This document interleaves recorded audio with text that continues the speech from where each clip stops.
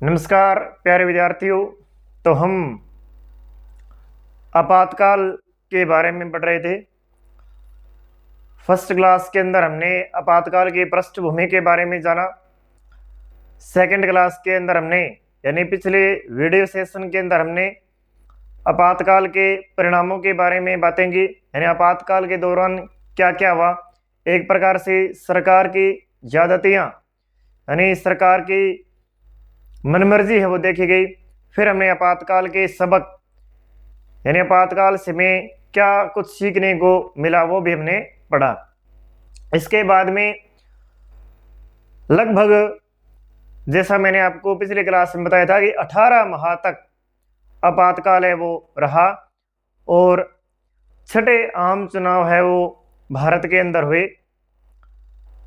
और छठे आम चुनाव के बारे में हम बात करेंगे कि छठा आम चुनाव है वो जनवरी 1977 के अंदर हुआ। जनवरी 1977 में छठा आम चुनाव हुआ। तो इस बार जो विपक्ष है वो पूरा एकजुट हो गया और एक जयप्रकाश नारायण के नेतृत्व में जनता दल नाम की एक नई पार्टी है वो बनाई गई। जयप्रकाश नारायण के नेतृत्व में जगजीवन राम नामक व्यक्ति के द्वारा कांग्रेस फॉर डेमोक्रेसी एक पार्टी बनाई गई और बाद में जगजीवन राम ने ये जो कांग्रेस फॉर डेमोक्रेसी इसको जनता दल के अंदर शामिल कर लिया। इस बार जो विपक्ष का नारा था वो था लोकतंत्र बचाओ। क्या नारा था? विपक्ष ने नारा दिया लोकतंत्र बचाओ, क्योंकि हमने पढ़ा है कि किस प्रकार से आपातकाल के दौरान लोकतंत्र की धज्जियां उड़ रही थी। लोकतांत्रिक व्यवस्था का दुरुपयोग है वो किया जा रहा था।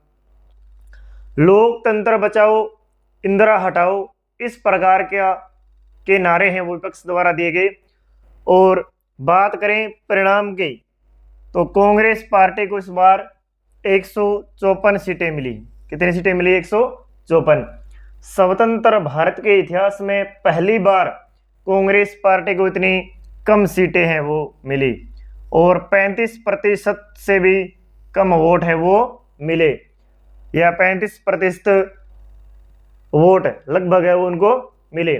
क्योंकि हमने पढ़ा है कि पूरा राजनीतिक जो वातावरण था वो कांग्रेस के खिलाफ हो गया था या वो इंदिरा सरकार के खिलाफ हो गया था।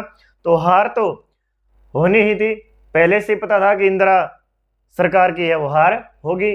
कांग्रेस पार्टी है वो इस चुनाव के अंदर हार गई और जो विपक्ष है जनता दल उन्होंने 330 सीटें जीती।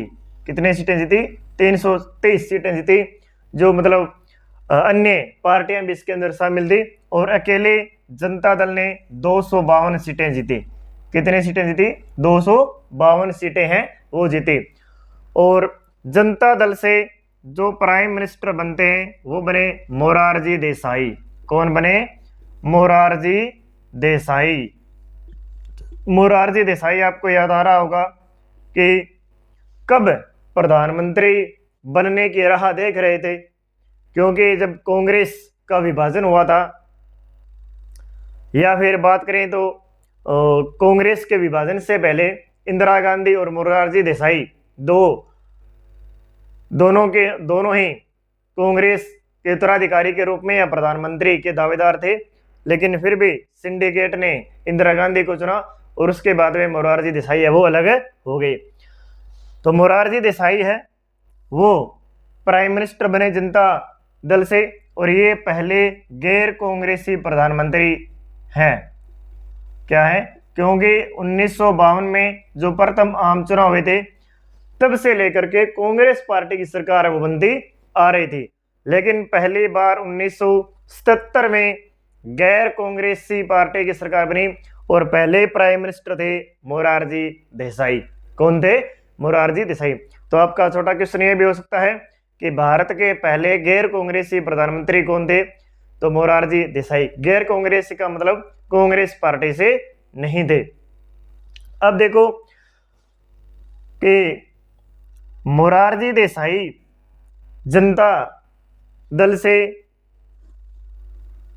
प्रधानमंत्री है वो बन जाते हैं, लेकिन जनता दल के अंदर बहुत सी अन्य भी राजनीतिक पार्टियां थी, इनके अंदर वैचारिक जो भिन्नता है वो रहती थी।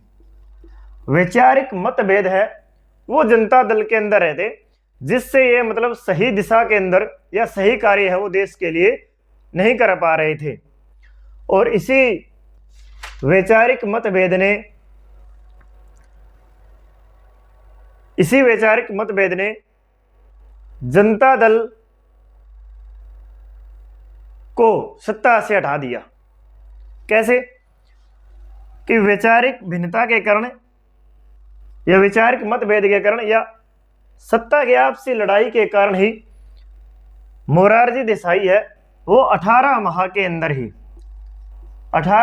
अंदर ही अपना बहुमत खो बैठे, यानी 18 महीने ही मोरारजी देसाई है वो प्रधानमंत्री रहे। इसके बाद में जो प्रधानमंत्री बनते हैं वो बने चौधरी चरण सिंह। कौन बने? चौधरी चरण सिंह।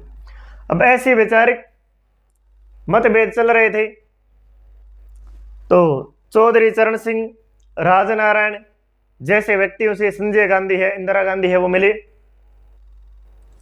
कहा कि हम आपको समर्थन दे देते हैं, आप है वो प्रधानमंत्री बनिए। तो राजनीति के अंदर क्या होता है कि सत्ता पक्ष को हमेशा ही विपक्ष के द्वारा उनकी सरकार को गिराने का प्रयास किया जाता है। मतलब ये एक बहुत बड़ी राजनीतिक साजिश या चाल हम कह सकते हैं। और चौधरी चरण सिंह कांग्रेस के समर्थन के ऊपर प्रधानमंत्री बने, लेकिन चौधरी चरण सिंह ही 4 महीने तक ही क्या रहे? प्रधानमंत्री रहे, क्योंकि 4 माह के बाद में कांग्रेस ने अपना जो समर्थन है वो क्या ले लिया? वापस ले लिया। और जैसे ही कांग्रेस ने अपना समर्थन वापस लिया तो सरकार है वो गिर गई।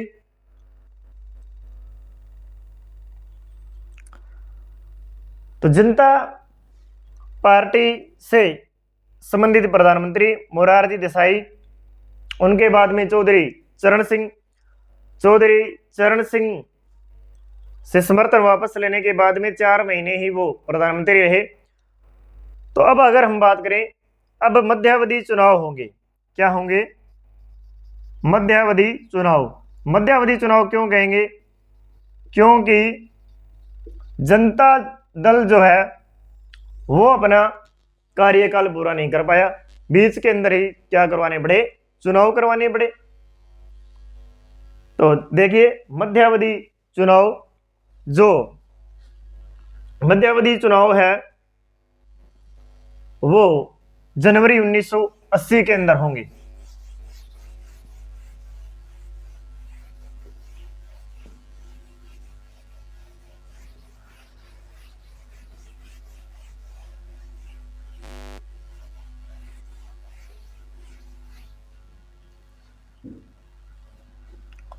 मध्यावधि चुनाव जनवरी 1980।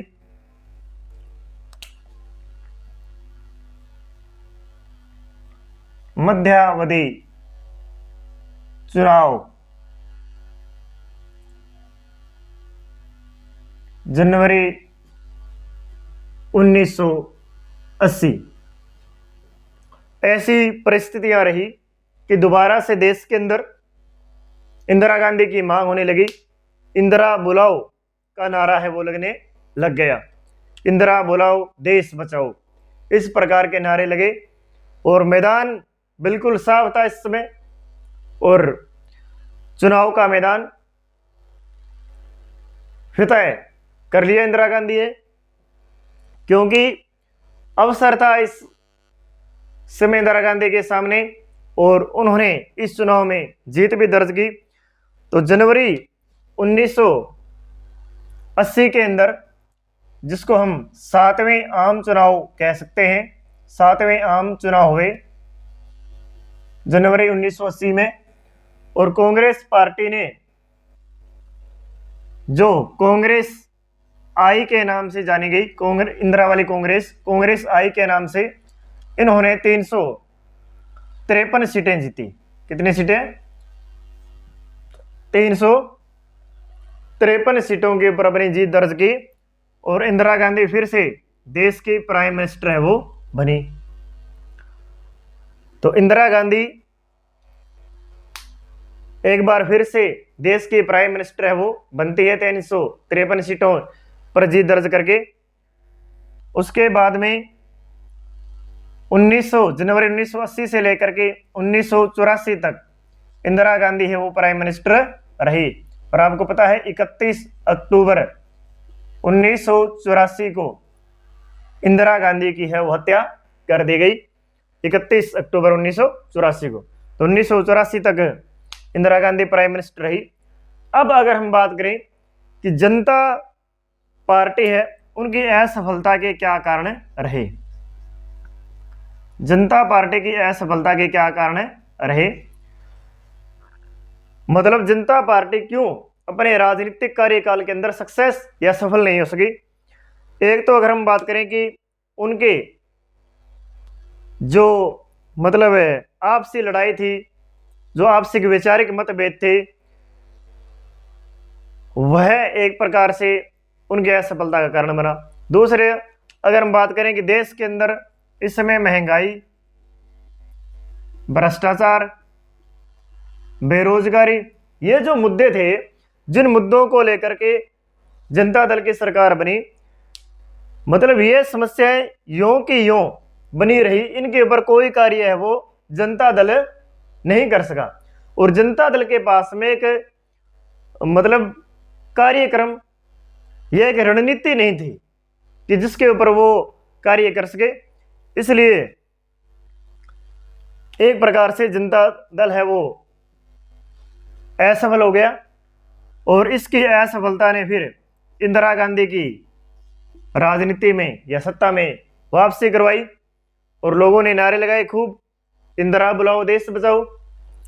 तो इसी के साथ में हमारा जो चैप्टर है वो कंप्लीट होता है। अभी तक जो हमने पढ़ा है एक बार दोबारा मैं आपके सामने रिवाइज कर देता हूं। हमने लोकतांत्रिक व्यवस्था का संकट यानी इमरजेंसी ऑफ इंडिया, आपातकाल के बारे में पढ़ा है, जो 25 जून 1975 को इंदिरा गांधी की सरकार के द्वारा लगाया गया। सर्वप्रथम हमने आपातकाल की पृष्ठभूमि के बारे में जाना। उसके बाद में हमने आपातकाल के कारण पढ़े, जैसे आर्थिक कारण, छात्र आंदोलन, गुजरात का छात्र आंदोलन, बिहार का आंदोलन, उसके बाद में रेलवे हड़ताल, नक्सलवादी आंदोलन, न्यायपालिका से संघर्ष, ये सभी कारण है वो आपातकाल के रहे। फिर हमने आपातकाल के परिणाम पढ़े, यानी आपातकाल के दौरान क्या क्या हुआ, फिर आपातकाल के हमने सबक पढ़े, और फिर आपातकाल के बाद की राजनीति हमने पढ़ी। यानी हमने छठे आम चुनाव के बारे में जाना, जिसमें जनता पार्टी की सरकार बनी और मोरारजी देसाई है वो प्रधानमंत्री बने, और जनता दल के पास एक राजनीतिक कार्यक्रम, एक सर्वोच्च रणनीति नहीं थी। आपसी वैचारिक मतभिन्नता के कारण वो मतलब अपना कार्यकाल पूरा नहीं कर सके। फिर 1980 के अंदर, जनवरी 1980 के अंदर मध्यावधि चुनाव हुए, और मध्यावधि चुनाव होने के बाद में एक बार फिर प्राइम मिनिस्टर है वो इंदिरा गांधी बनती है, जो 31 अक्टूबर 1984 तक रहती है। यानी 31 अक्टूबर 1984 को उनकी क्या हो जाती है, मृत्यु हो जाती है। ओके, इसी के साथ में हमारा जो चैप्टर है वो कंप्लीट होता है। चैनल को सब्सक्राइब करें, लाइक करें। Okay, thank you.